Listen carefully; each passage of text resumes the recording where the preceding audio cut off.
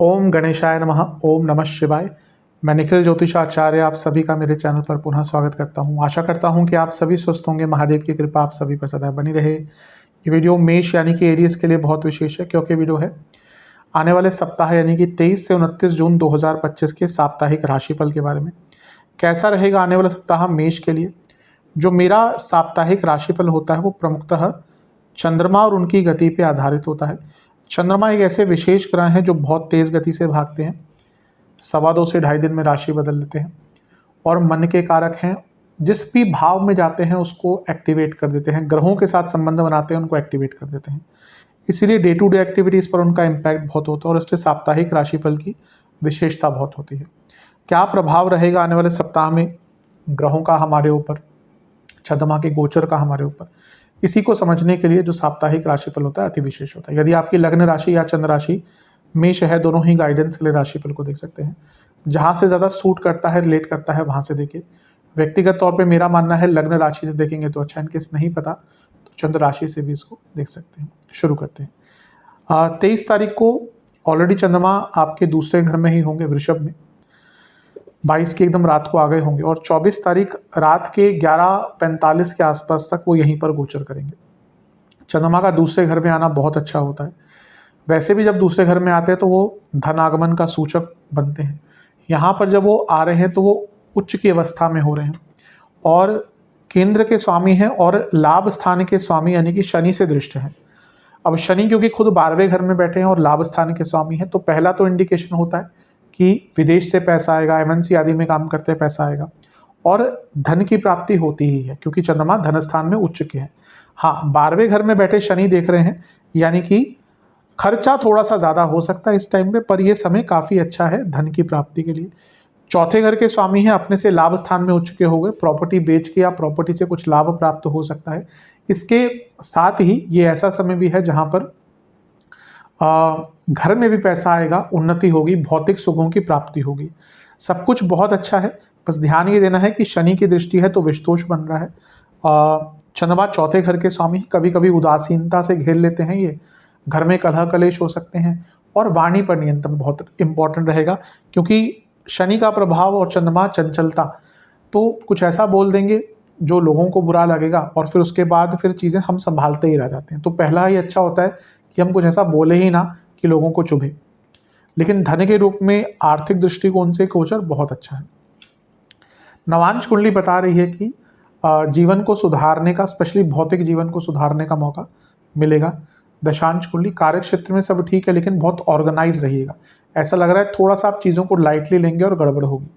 Business की जहाँ तक बात है, अच्छा टाइम है, पैसा आएगा, स्पेशली प्रॉपर्टी संबंधित बिजनेस है तो और भी लाभ होगा। लव लाइफ की जहाँ तक बात है, कटुभाषी बहुत हो जाएंगे, निंदा बहुत करेंगे, इन दोनों से ही बचिएगा। वैवाहिक जीवन, चीज़ों को ठीक करने का प्रयत्न कीजिए। ऐसा लगता है कि कई चीज़ें हैं जो सुधारनी है पर आप प्रयास नहीं कर रहे सुधारने का, अपने आप नहीं सुधरता कुछ। स्टूडेंट्स की जहाँ तक बात है, आपको गाइडेंस की बहुत आवश्यकता है। अभी आपको लग रहा है आपको सब कुछ आ गया, लेकिन बहुत दूर है आप। गाइडेंस प्राप्त कीजिए।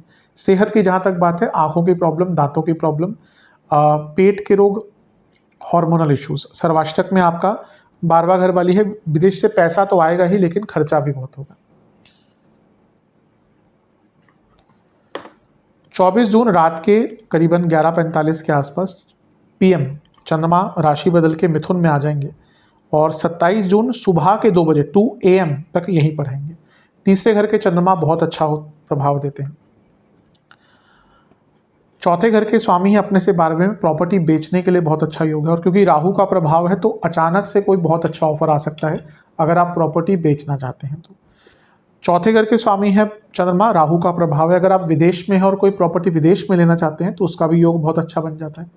और क्योंकि लाभ स्थान से बैठकर देख रहे हैं तो फिर से विदेश से संबंधित लाभ प्राप्त होंगे। यहाँ पर वो गुरु के साथ हैं तो ये गजकेसरी योग बन रहा है और गुरु भाग्य स्थान के स्वामी है तो भाग्य का साथ मिलेगा। और 12वें घर और 9वें भाव के स्वामी हैं बृहस्पति और गुरु चौथे घर के स्वामी हैं, तो किसी धार्मिक यात्रा का भी मौका या प्लान करने का अवसर मिलेगा। अच्छा, सूर्य जो है पंचमेश है तो केंद्र त्रिकोण के स्वामी साथ में तीसरे घर में बैठ गए, ये बहुत अच्छा है।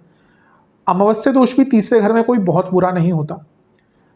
कुछ अलग करने का मौका मिलेगा, कुछ रिस्क लेने के मौके मिलेंगे। बस ध्यान देना है कि अमावस्या दोष तीसरे घर में है और ये राहु महाराज का प्रभाव भी है, तो अपने कम्युनिकेशन पर बहुत ध्यान दीजिएगा, क्योंकि यहाँ पर मिस कम्युनिकेशन बहुत सारे लोगों के साथ होगी और उस मिस कम्युनिकेशन के चलते कई दिक्कतें भी आ सकती हैं।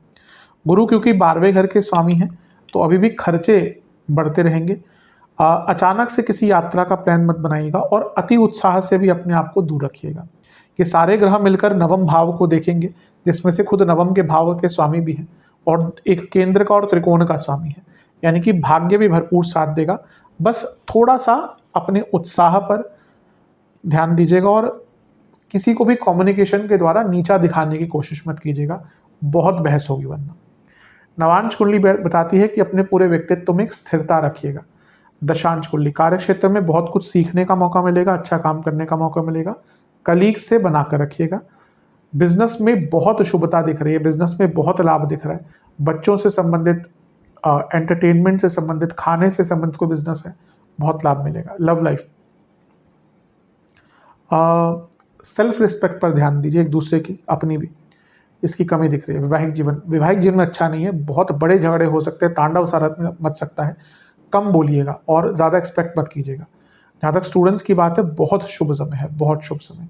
कुछ बड़ा करना चाहते थे, कुछ अच्छा करना चाह रहे थे, कुछ काम अटक रहे थे, उनमें पूर्णता संपूर्णता मिलेगी। साहस भी रहेगा, पराक्रम भी रहेगा। उपाय की सेहत की जहाँ तक बात है, हड्डियों की प्रॉब्लम, इन्फ्लेमेशन और गले के रोग। सर्वाष्टक में आपका लग्न बरी है, कुछ बड़े डिसीजन लेने के लिए, कुछ बड़ा करने के लिए बहुत उपयुक्त समय है। 27 तारीख सुबह के 2 बजे के आसपास चंद्रमा राशि बदलेंगे और आपके चौथे भाव यानी कि कर्क में आकर बैठ जाएंगे और 27 तारीख सुबह 2 बजे से सप्ताह के अंत तक यहीं पर रहेंगे। चंद्रमा का चौथे भाव में आना कोई बहुत अच्छा तो माना नहीं जाता। यहाँ पे कारको भावनाशय दोष लगता है। ऊपर से यहाँ पर वो बुध के साथ भी हैं और ऊपर से वो पाप कर्तरी में भी हैं।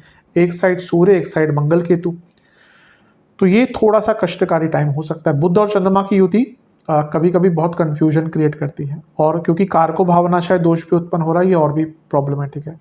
अच्छी चीज़ ये है कि चौथा भाव प्रॉपर्टी का है।